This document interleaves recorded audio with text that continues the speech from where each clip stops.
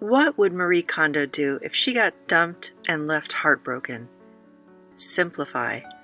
She is the queen of tidying up. Her KonMari method of only choosing to keep what sparks joy in our lives has inspired millions of people to clear out their physical clutter.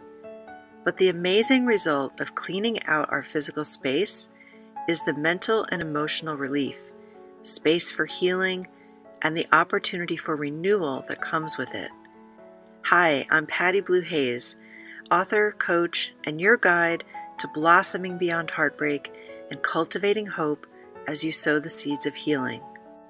From Marie Kondo's website, it states that the ultimate goal of tidying is to clear the clutter away from living the life you desire. Being in heartbreak is not an emotional state we desire, and with a breakup, our lives change because we'd had a partner that occupied our attention, love, future plans, daily routines, physical space, emotional energy, and mental space. The spaces in our minds and homes all have energy. From the thoughts and feelings we have, to the panini press we never use, the containers of craft projects we started 5 years ago, and the clothes with the tags still attached, it all holds space that our energy field could really benefit from having as a resource while we grieve, pick ourselves back up, and reinvent ourselves. Clearing the clutter while going through heartbreak is a vital tool that gives you the breathing space you need. When your environment feels lighter, you are likely to feel lifted as well. Borrowing from Marie Kondo's method, let's start with focusing on your thoughts and beliefs. It's time to examine them and only keep the ones that spark joy.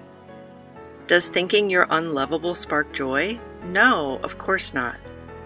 If you want to write that on a piece of scrap paper, go ahead and do that now.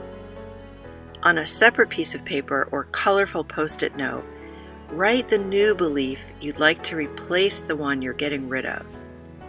Keep going with this tidying up. Does the belief that you're a failure as a partner bring joy? What about when you think you're not good enough, smart enough, pretty enough, devoted, successful, or desirable enough? For each thought and belief you are releasing, make sure you are keeping a short list of new core beliefs that spark joy. Even if you don't fully believe them at the moment, that's okay. Please help me continue to create these videos by subscribing to my channel if you find this content valuable. Now let's move on to examining the values that bring you joy. Go to my website link in the description and spend some time reviewing the list of values. Select 10 that your heart feels drawn to. Whether they are aspirational values or ones you embody now doesn't matter. It's the energy behind the choice that matters. It should come from joy, hope, love, desire, and optimism. You've started with the thoughts and worked your way to the values. Now you can prepare yourself to go through your belongings. First thing to do is box up anything that is too emotionally charged. If you have framed photos, articles of their clothing or toiletries, jewelry, or other mementos from the relationship, put those in a box and tuck it away. Now you should be left with a more neutral canvas to work with. Before you start on the physical possessions, review your values list and edit it down to the top 5. Yes, it's hard to do, but you want to be focused and clear, and having 5 core values as your guiding points of light will keep things like choices and decision-making a bit easier. With the scrap paper of your discarded beliefs and thoughts, either tear it up into tiny pieces, safely set it on fire, or crumple it and toss it in the trash. To follow the KonMari method, you would categorize all like items throughout your whole space and start that way. But if you only have the energy to do one cabinet, closet, or room at a time, that's completely fine. The goal is for progress. As you sort through your clothing, books, kitchen supplies, hobby materials, and accessories, keep your values as your filter. If the item doesn't serve your top 5 core values, the ones you are creating a new self with, it's time to release it. Like the song from Frozen, let it go.